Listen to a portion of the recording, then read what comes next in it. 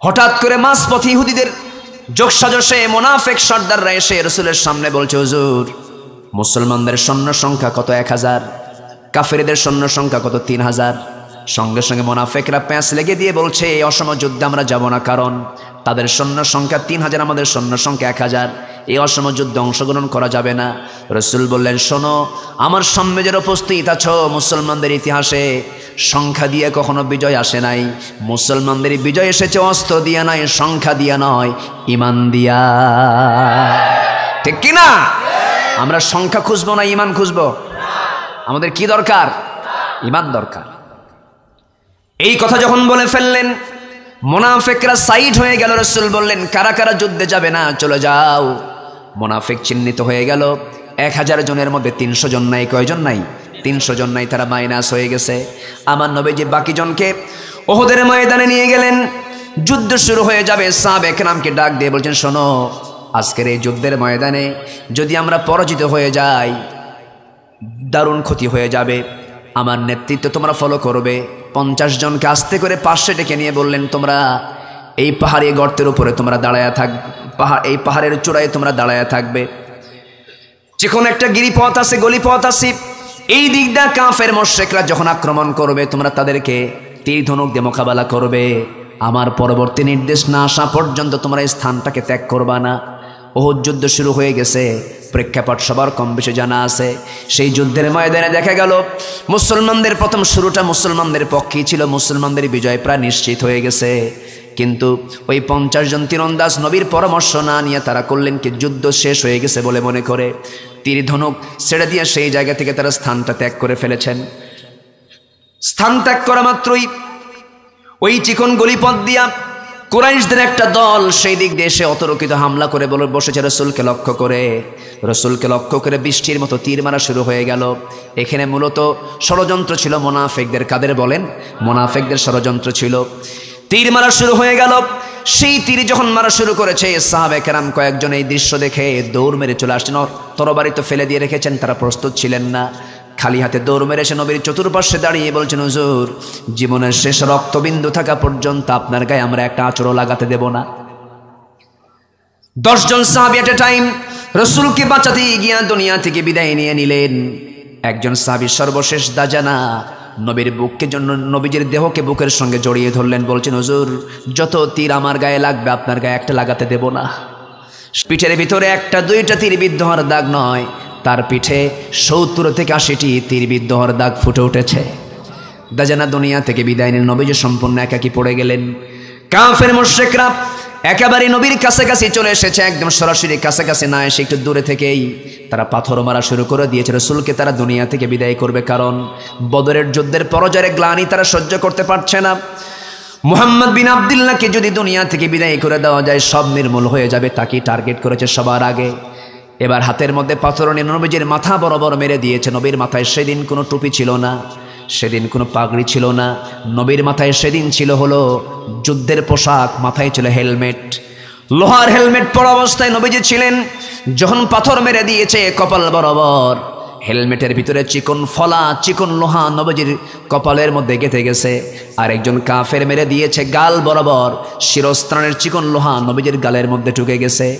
আরেকজন কাফের মেরে দিয়েছে মুখ বরাবর, সামনের 2টা দাঁত সঙ্গে সঙ্গে ঝরে পড়ে গেছে। আমার নবীজি মুখ থুবড়ে জমিনে পড়ে গেলেন। মুখ থুবড়ে যখন জমিনে পড়ে গেছেন, মাথা চক্কর মেরে কাফেররা চতুর্দিকে ছড়িয়ে দিয়েছে, কুতিলা মুহাম্মদ, মুহাম্মদ মারা গেছে। এই সংবাদ যখন মদিনার আকাশে বাতাসে যখন ছড়িয়ে দেওয়া হয়েছে, ওমরে ফারুকের কানে আসা মাত্রই পাগলের মতো ছুটোছুটি করে বলছে, যে দুনিয়ায় রাসূল নাই সেই দুনিয়া ওমর বাঁচার কোনো দরকার নাই। যুদ্ধের ময়দানে ঝাঁপিয়ে পড়েছেন ওমরে ফারুক। ওইদিকে মদিনার প্রত্যেকটি ঘরে ঘরে যখন সংবাদ চলে গেছে, একজন ইয়াং সাহাবী নতুন বিয়ে করেছেন, ইয়াং সাহাবী যুদ্ধের ময়দানে আসতে পারেন না। রাতের বেলায় স্ত্রীর সমাবেশ করেছেন, ফরজ গোসল করার জন্য গোসলখানায় ঢুকে তিনি মাথায় পানিও ঢেলে দিয়েছেন কিছু। এই সময় যখন শুনতে পারলেন রাসূল নাই, গোসলটা বাদ দিলেন, ফজর নামাজটা বাদ দিলেন। এসে শুধু স্ত্রীকে বললেন, শোনো, কোনো কিছু কাজের সময় নাই, কারণ যে দুনিয়াতে রাসূল নাই সেই দুনিয়াতে আমার বাঁচার কোনো প্রয়োজন নাই। শুনলাম রাসূল নাকি দুনিয়া থেকে বিদায় নিয়েছেন। হাতে তরবারি তুলে দাও। তরবারি হাতের মধ্যে নিয়া স্ত্রীর কপালে চুম্বনে কেঁদে বলছে, আমার স্ত্রী আমার মনে হয় আমি আর বাঁচবো না, কারণ নাকের মধ্যে আমি জান্নাতের ঘ্রাণ পাচ্ছি। আমার জন্য দোয়া করো, জান্নাতের সিঁড়িতে তোমার সঙ্গে যেন আমার সাক্ষাৎ হয়ে যায়। জোরে বলি সুবহানাল্লাহ। এই কথা বলে ওই যুবক ঘর বাড়ি ছাড়লেন, ফজর নামাজটা বাদ দিলেন, ফরজ গোসলটা বাদ দিলেন। সব ফরজের বড় ফরজ জিহাদে অংশগ্রহণ করা। জিহাদে অংশগ্রহণ করলেন, যুদ্ধ করতে করতে হানজালা নামক সেই যুবকটাই শাহাদত বরণ করলেন। ওহদের ময়দানে আমার নবীজি মুখ থুবড়ে পড়ে আছেন। সাইয়েদনা আলী তাকে তন্ন তন্ন করে খুঁজে বের করে ফেললেন। বের করে আমার নবীকে সেই জায়গা থেকে তুলে নিয়ে যখন আসতেছিলেন আর বলছেন, হুজুর এই মক্কার কুরাইশ আপনাকে এত অত্যাচার করলো, আপনি তাদের জন্য লানত করুন। রাসূল বলছেন, না রে আলী, লানতের জন্য আমি এরকম কোনো দোয়া করব না, তবে একটা কথা জেনে রেখে দিও আলী, এই জমিনে যখন আমার দেহ থেকে যখন রক্ত ঝরা শুরু হয়েছে, এই জমিনেই দেখতে পাবে আল্লাহর দ্বীন কায়েম হয়ে গেছে। জোরে বলি সুবহানাল্লাহ, আরো জোরে বলি সুবহানাল্লাহ। আমার বন্ধুগণ, আমার ভাইয়েরা, রাসূলকে সেই জায়গা থেকে কোলের মধ্যে করে তুলে নিয়ে পাহাড়ের চূড়ায় রাখা হলো। ওহুদের যে পাহাড়ের চূড়ায় রাখা হয়েছে সেই জায়গাটা আমি মাঝে মাঝে গেলে পরে সেই জায়গাটা দেখে আসি, আমি সোহাদায় ওহুদটা দেখে আসি। আগের চিত্রগুলো মনে পড়ে যায়, হারে সাহাবীরা এত ত্যাগ স্বীকার না করলে তো আজকে আমরা ইসলাম তেমন অবস্থায় পেতাম না। আমার বন্ধুগণ, নবীজির মাথার লোহা, গালের লোহা, সামনের দুটো দাঁত পড়ে গেছে। নবীজি মিষ্টিগুলো খেয়েছেন, হালুয়াগুলো খেয়েছেন, দাঁত ভাঙ্গার আগে না দাঁত ভাঙ্গার পরে? হালুয়া খেয়েছেন, নরম নরম করে দিয়েছে, সেই সময় তিনি খেয়েছেন। দাঁত আপনার ভাঙলেই না আপনি হালুয়া খাওয়া শুরু করছেন। আমার বন্ধুগণ,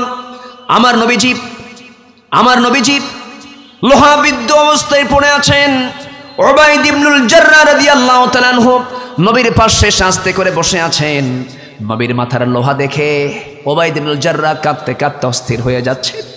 লোহাটা না বের হওয়া পর্যন্ত তিনি স্থির থাকতে পারছেন না।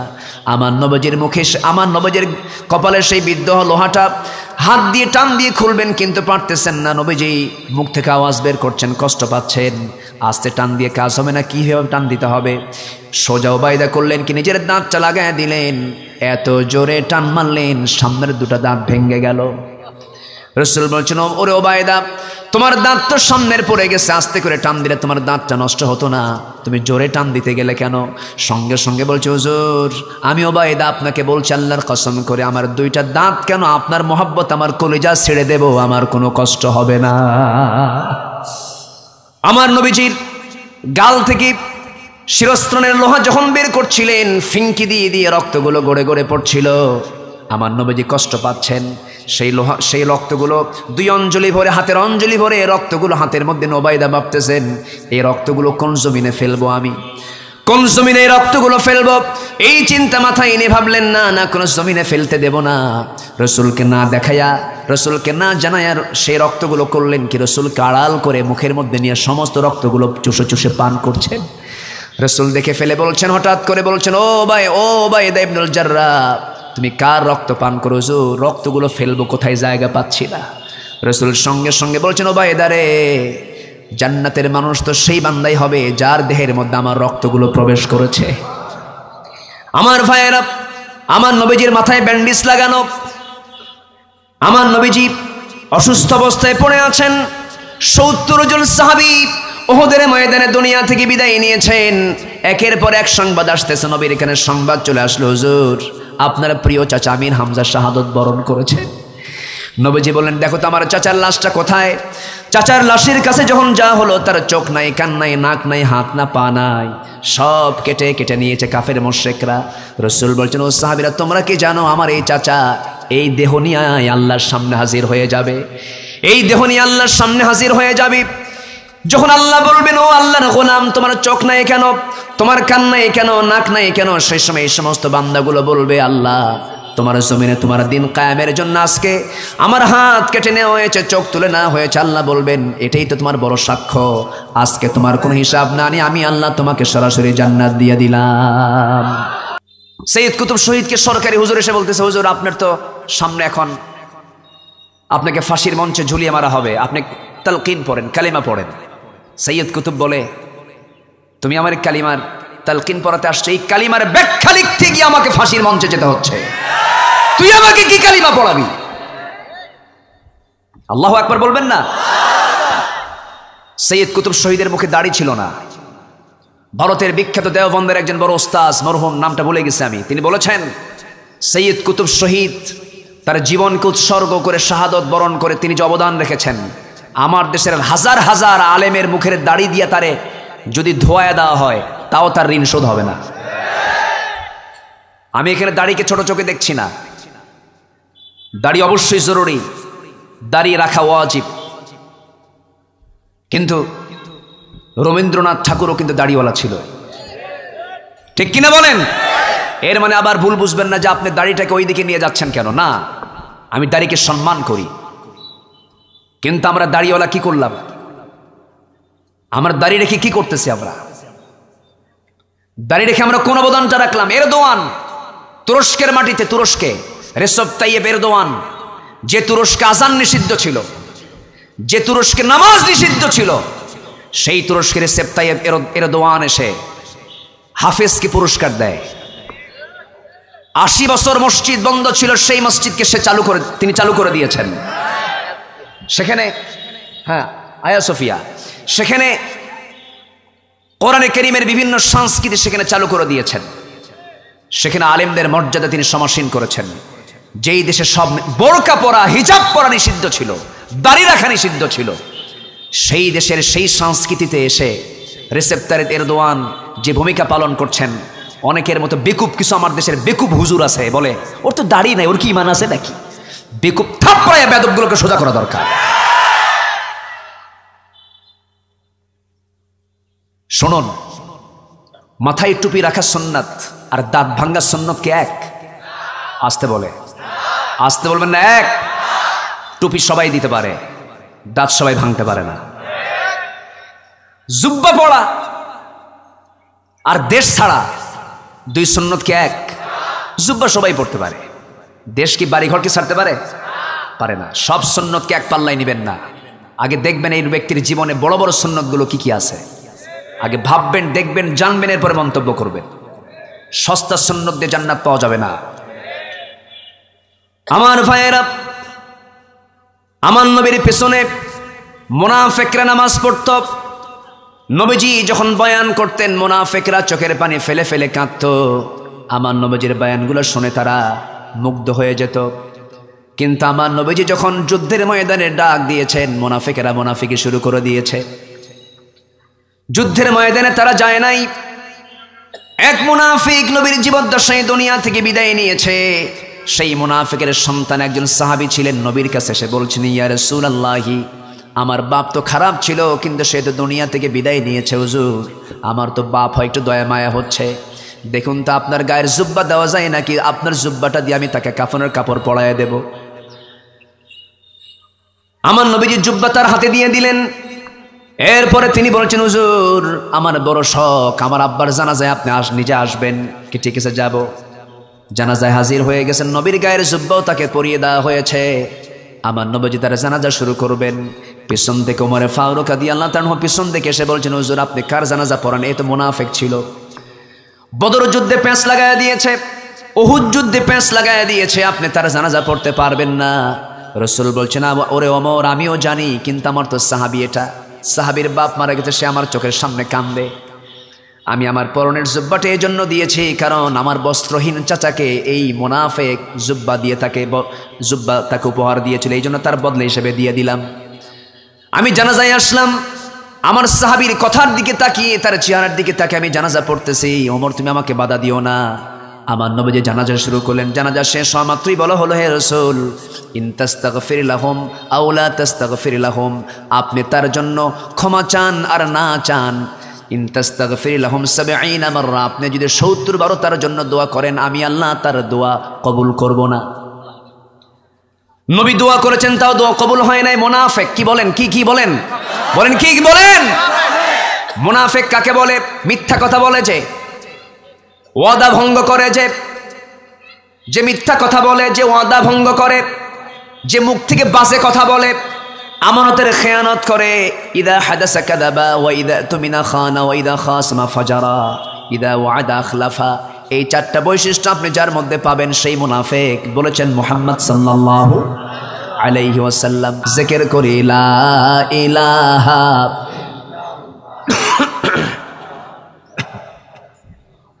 আরো জোরে লা ইলাহা,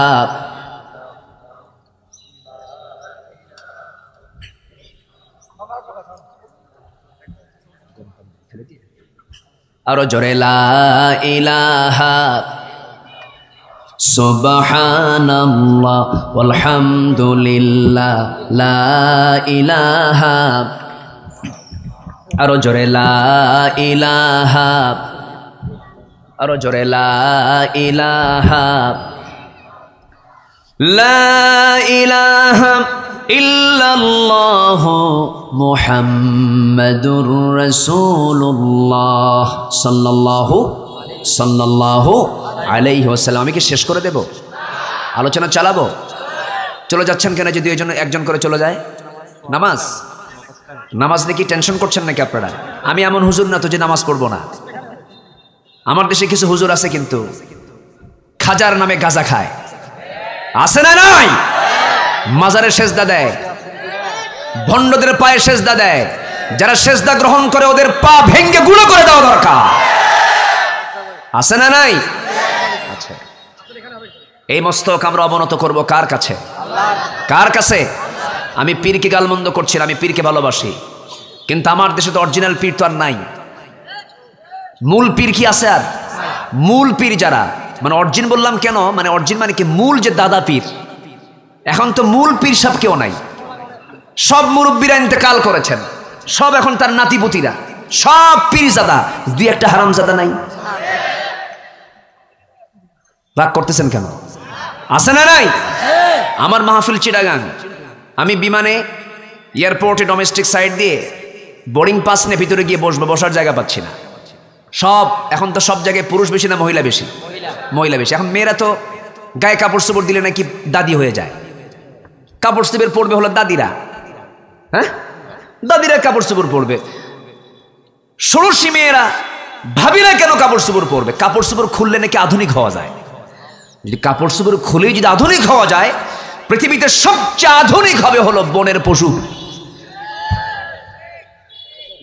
আমি কি ভুল বললাম?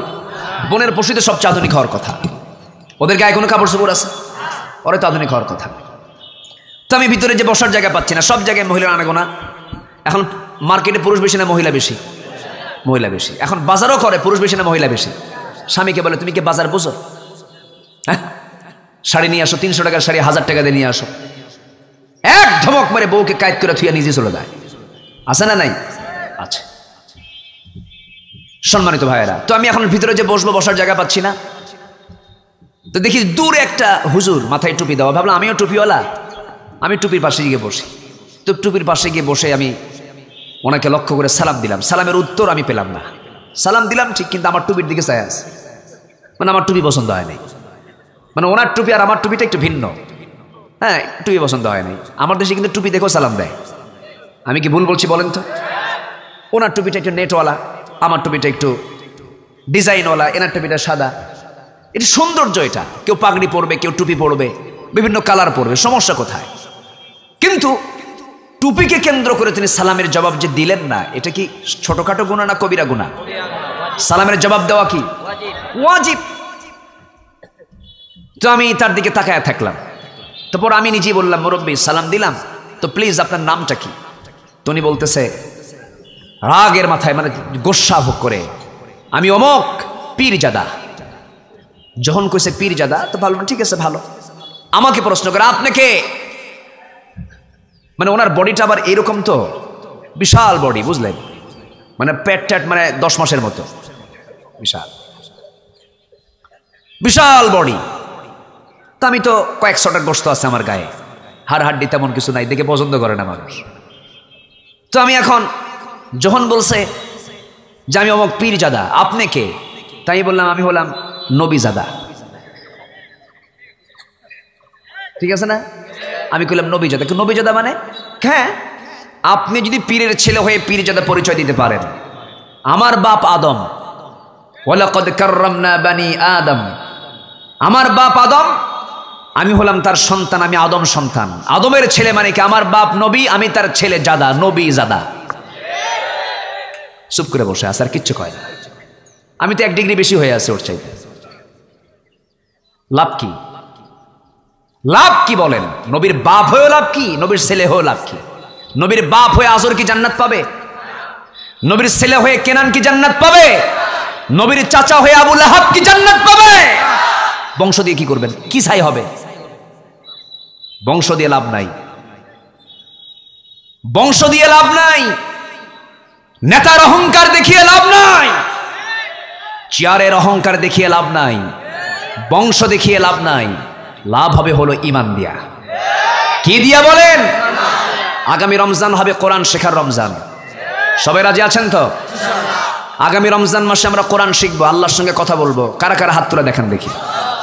আগামী রমজান হবে কোরআন শেখার রমজান। রমজান আসছে, কোরআন শিখবো। রমজান আসছে, কোরআন নাজিল হয়েছে, কোরআন শিখবো আমরা। কারা কারা হাত তুলে দেখান। জোরে বলি ইয়া আল্লাহ, আমাদেরকে রমজানে কোরআন শেখার, কোরআন বোঝার তৌফিক দাও। সহি করে কোরআন শিখবো আমরা। আল্লাহ কবুল করো, আল্লাহ কবুল করো। হাত নামান। কষ্ট পেলেন? কষ্ট পেলেন? আমার বাপ আদম কি মূর্খ ছিলেন না জ্ঞানী ছিলেন? আমরা তার সন্তান, বাবার সুনাম করবো না দুর্নাম করবো? আমরা আদম সন্তান, আমরা নবীর সন্তান, আমাদের সুনাম করার দরকার আছে না নাই? আচ্ছা, আমরা শিখবো, জানবো। মূর্খকে শয়তান সহজে কাজ করে, কিন্তু জ্ঞানীকে শয়তান সহজে কাজ করতে পারে না। এই জন্য জ্ঞানী হতে হবে। আমরা জ্ঞানী হব। কিসের জ্ঞান বলেন? কিসের জ্ঞান? কোরআনের জ্ঞান।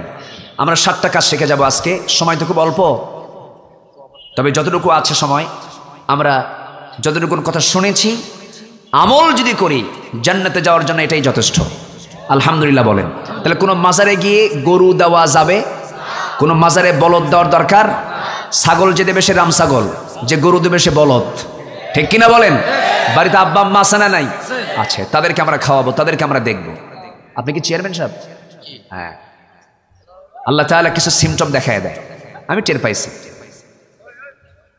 এই পৃথিবীতে যদি কাউকে বিপদে ফেলতে চান তাহলে ভাঙ্গা গাড়ি কিনে দিবেন, বুঝলেন? এটা মামলা দিয়ে দিবেন আর চেয়ারম্যানে দাঁড়ায় দিবেন। চেয়ারম্যানই করা খুব কঠিন কাজ। এনাদের চামড়া এত এত মোটা, বুঝলেন? এত মোটা রাখতে হয়, 1000 গালি শুনলেও শুনি নাই। আমি কি ভুল বলতেছি? খুব কঠিন ব্যাপার। 24 ঘন্টা ডিউটি। রাত 3টার দিকে কলিং বেল চাবে, চেয়ারম্যান সাহেব দরজা খোলেন। আপনি ঘুমাচ্ছেন কেন রাত 3টার দিকে? ঠিক আছে না? কিছু বলার উপায় আছে? কিছু বললেই বলবে গোটা ইউনিয়ন জুড়ে চেয়ারম্যান এত বেয়াদব। 3টার দিকে গেছে ডাকতে, দেখেন তো 3টার দিকে ডাকতে গেছে। আমি কি ভুল বলছি? খুব কঠিন দায়িত্ব। আল্লাহ তুমি আমার ভাইকে দ্বীনের জন্য কবুল করে নাও। জোরে বলি আল্লাহুম্মা আমিন। 7টা কাজ। 1 নম্বর হলো আমরা পাপকে ছাড়বো। জোরে বলি ইনশাআল্লাহ। আমার কথা কি মনে আছে আপনাদের? আচ্ছা। নাম্বার 2 হলো রাগ নিয়ন্ত্রণ করব। রাগ কি করব? রাগের ঠালে বউরে সকালে তালাক দেয়, সন্ধ্যায় তালাক দেয়। আসলে এরকম কিছু লোক আছে না, খালি তালাক শব্দ নিয়ে আসে। এই যে চেয়ারম্যান সাহেব সাক্ষী, তো সাক্ষী ওনারা। অনেক কথা আছে, ওনারা তো জীবনের সঙ্গে জড়িত। ফোন দেয়, হুজুর কাম তো সারছে, কি তালাক দিয়ে দিস। কি বলছেন? হুজুর তালাক তো 3টা দিছি, শাশুড়ি শুদ্ধ তালাক দিস। কি শাশুড়ি কেন হুজুর? রাগ তো ওটার উপরই মূলত। তো কি হয়েছে, সমস্যা কি? হুজুর বউটা আমার খুব ভালো, বাচ্চা আছে। হুজুর একটু দেখেন তো প্যাঁচ মুছ মেরে একটু ঘুরে আনা যায় নাকি? দেখছেন আমার কথা কি বুঝতেছেন? এখানে কি প্যাঁচের কোনো বিষয় আছে? বলেন প্যাঁচের কোনো বিষয় আছে? আপনি যদি ছাগল নিয়ে এসে জব করেন, ওরে আর তাজা করতে পারবেন আপনি? হুজুর ভুল হয়ে গেছে হুজুর, দেখেন তো হুজুর বউটাকে খুব মহব্বত করি, তালাক দিছে রাগের মাথায়। রাগের মাথায় তালাক দিলে কি তালাক হয়? দেখেন কয় না, ফতুয়া দিছে। তা আমি তারে বললাম যে রাগের মাথায় যদি তালাক দিলে তালাক না হয়, তাহলে কেউ কি কোনো স্বামী কি তার বউকে মহব্বত করে ডাকে, শোনাই দিকে আসো, তোমারে না তালাক দিলাম, রাগ করো না, এরকম করে কয় নাকি কখন? আচ্ছা তালাক কি মহব্বতের কথা না রাগের কথা? বলেন মহব্বতের কথা না রাগের কথা? আখেরি জামানায় বহু পরিবার গড়ে উঠবে যাদের পরিচয় থাকবে সামাজিকভাবে স্বামী স্ত্রীর, কিন্তু সম্পর্ক হবে জেনার সম্পর্ক। আজকে আমরা সেই চিত্র দেখছি, সেই চিত্র আজকে আমরা লক্ষ্য করছি। রাগ, রেগে যাবেন সব শেষ, রেগে যাবেন, হেরে যাবেন, দুনিয়াতেও জিতবেন না, আখিরাতেও জাহান্নাম যেতে হবে। এই জন্য 7টা কাজ। 1 নম্বর হলো পাপ নিয়ন্ত্রণ, নাম্বার 2 হলো রাগ নিয়ন্ত্রণ। আচ্ছা, স্বামী স্ত্রীর মধ্যে যদি গন্ডগোল হয়, ধৈর্য ধরবে বেশি কে? কিছু হয় না, দেখছেন চুপ করে বসে আছে। বউ, সবাই বউ বলতেছেন না? আচ্ছা, স্বামী বড় না বউ বড়? এখন জোরে কয় স্বামী বড়। স্বামীও বড়, বউ বড়। আচ্ছা, এখানে কোন স্বামী বইয়ের কথা শোনে না? কোন স্বামী বইয়ের কথা শোনে? এমন কেউ আছে? চেয়ারম্যান সাহেব শোনে না? বড় চেয়ারম্যান কে জানেন? হ্যাঁ, আপনি যত বড় হুজুর হন, বইয়ের কাছে গেলে কাইত। কিন্তু শোনো, তুমি কত বড় হুজুর আমার জানা আছে, বসো। কি কথা বলছেন? বইয়ের কথা সবাই শোনে। রাজা প্রজাদের মাঝে ঘোষণা করছে, যে প্রজা বইয়ের কথা শোনে না তাকে একটা করে ঘোড়া দেওয়া হবে, আর যে বইয়ের কথা শুনবে তাকে একটা করে ডিম দেওয়া হবে। গোটা রাজ্যে লোক খুঁজে পাওয়া যাচ্ছে না, সবাই বইয়ের কথাই শোনে। এক বেকুব এসে বলতেছে, রাজা মশাই, জীবনে বইয়ের কথা শুনি নাই, আমি আমার কথাই চলি। ঠিক আছে, আস্তাবল থেকে ঘোড়া নিয়ে যা। ঘোড়া নিয়ে গেছে কালো। বাড়িতে যাওয়ার সঙ্গে সঙ্গে বউ কয়, তুমি এই কালো ঘোড়া কোন জায়গা থেকে আনলা? কেটা মারে দিছে। তো কালো ঘোড়া কোনো কালার হলো নাকি? যাও লাল ঘোড়া নিয়ে আসো। রাজা মশাই, ঘোড়া তো আনছি, কাল নিয়ে গেছে কালো, কিন্তু কালো তো হবে না, লাল নিতে হবে। কে তোর এই পরামর্শ দিল? কে? বউ আমার শিখিয়ে দিল। রাজা কয়, ঘোড়া থুইয়া ডিম নিয়ে যা। সারাদিন খুঁজে পাই না, একটা লোক পাইছিলাম, তাও তো উল্টা পাল্টা। সন্ধ্যার দিকে রানীর কাছে গিয়ে বলতেছে, রানী, পেলাম না তো রাজ্যে এমন কোনো পুরুষ পেলাম না যে বইয়ের কথা শোনে। রানী বলে, রাজা মশাই, অতএব যে নিয়ম করছেন এটা উল্টান। যারা বইয়ের কথা শুনে তাদেরকে ডিমটা না দিয়া 5 কেজি করে চাল দেন, কিছু উপকার হবে। ডিম কোনো উপকার হলো নাকি? আচ্ছা ঠিক আছে। পরের দিন উজিরদের বৈঠকে, মন্ত্রীদের বৈঠকে রাজা মশাই বলতে, শোনো, যেহেতু এই রাজ্যে বইয়ের কথা শোনা লোক বেশি, অতএব ওদের ঠকানোর দরকার নাই, ওদেরকে 5 কেজি করে ডিম না দিয়ে চাল দাও। খাদ্যমন্ত্রী বলে, রাজা মশাই, আপনাকে এই পরামর্শ দিল কে? বউ আমার শিখাই দিল। কি কথা কি বুঝতেছেন? সবাই বইয়ের কথা শোনে। এখন বিষয়টা হলো, একটা পরিবার যদি জান্নাত হয়, সমাজ জান্নাত হয়ে যাবে। আলহামদুলিল্লাহ বলেন। একটা রাষ্ট্রের সবচেয়ে গুরুত্বপূর্ণ অংশ হলো পরিবার। এই পরিবারটা রহমতের দরকার আছে না নাই? প্রত্যেক সদস্যকে নামাজি হতে হবে। প্রত্যেক সদস্যকে কি হতে হবে?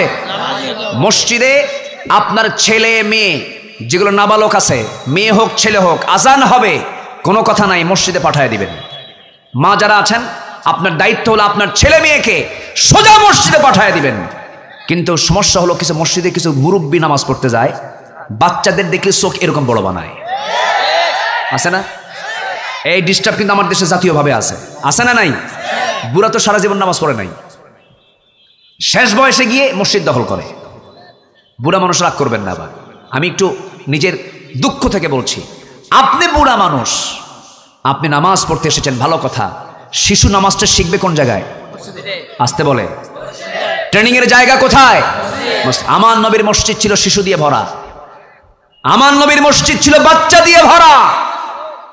যে মসজিদগুলোতে বাচ্চাদের কান্নার আওয়াজ, হাসির আওয়াজ না শোনা যায়, ভাবতে হবে ওটা মুসলমানদের মসজিদ, ইসলামী সমাজের মসজিদ হতে পারে না। ইসলামী সমাজের মসজিদ হবে হলো বাচ্চাদের মসজিদে কিসের আওয়াজ পাওয়া যাবে? হাসি, কান্না। ওরা সামনে দিয়ে হাঁটবে, ওরা খেলবে, ওরা নামাজ না পড়ে ঘুরবে, ওদের ঘোরাটাই নামাজ, ওদের হাসিটাই নামাজ। আলহামদুলিল্লাহ বলে, জোরে বলি আলহামদুলিল্লাহ। তাহলে পরিবারকে আমরা কয় ওয়াক্ত নামাজ শিখাবো? বউকে আমরা নামাজের কথা বলবো কয় ওয়াক্ত? সবার মনে থাকবে তো ইনশাআল্লাহ? আল্লাহ কবুল করুন। নাম্বার 3, রবের ডাকে সাড়া দেওয়া, মানে আজান শুনলে কোথায় যাওয়া? মসজিদে যাওয়া, নামাজ কায়েম করা। নাম্বার 4। নাম্বার 5 হলো পরামর্শ করে কাজ করা। যে কোনো কাজ করতে গেলে কি করা? পরামর্শ করা। পরামর্শের মধ্যে বরকত কম না বেশি? আল্লাহ তাআলা মানুষ পাঠাবেন, পরামর্শ করছেন কার সাথে? ফেরেশতার সাথে। আল্লাহর কি পরামর্শ লাগে? লাগে না। এরপরে পরামর্শ করে বুঝেইছেন যে তোমার পরামর্শ শিখো। আল্লাহু আকবার বলে। আচ্ছা, এরপর যারা দান করে, যারা কি করে? দান করে। নাম্বার 7 হলো বাড়াবাড়ি। যদি কেউ আপনার সঙ্গে কেউ বাড়াবাড়িও করে, দুষ্টমিও করে, আপনি ইমানদার তাকে সাহায্য করবেন। আলহামদুলিল্লাহ বলেন। এই 7টা গুণ যে ব্যক্তি অর্জন করতে পারবে, আল্লাহ তাআলা বলছেন তার পুরস্কার আমি আল্লাহ আমার কাছে নিজের, আমি খাসভাবে তাকে আমি পুরস্কার দিয়ে দেব। তার পুরস্কারটা আল্লাহ বলছেন আমি নিজের হাতে দিয়ে দেব। আচ্ছা, নিজের হাতে দেওয়া কি সেটা কম হয় না বেশি হয়? ফাজরুহু আলাল্লাহ, তার পুরস্কারটা আছে হচ্ছে আল্লাহর কাছে, আল্লাহর হাতে। আল্লাহ তাআলা আল্লাহর হাত থেকে যদি পুরস্কার নিতে চাই, আল্লাহ তাআলা আমাদের এই কাজগুলো করার তৌফিক দান করুন। যে যেখানে আছেন, আমি কিন্তু উঠতে বলিনি, এখানে মাহফিলে বসলাম, নিজের ইচ্ছায় উঠে গেলাম না, এটা ইবাদত হলো না। বসেন, আমরা একসঙ্গে দোয়া করবো। আমরা চাইবো কার কাছে?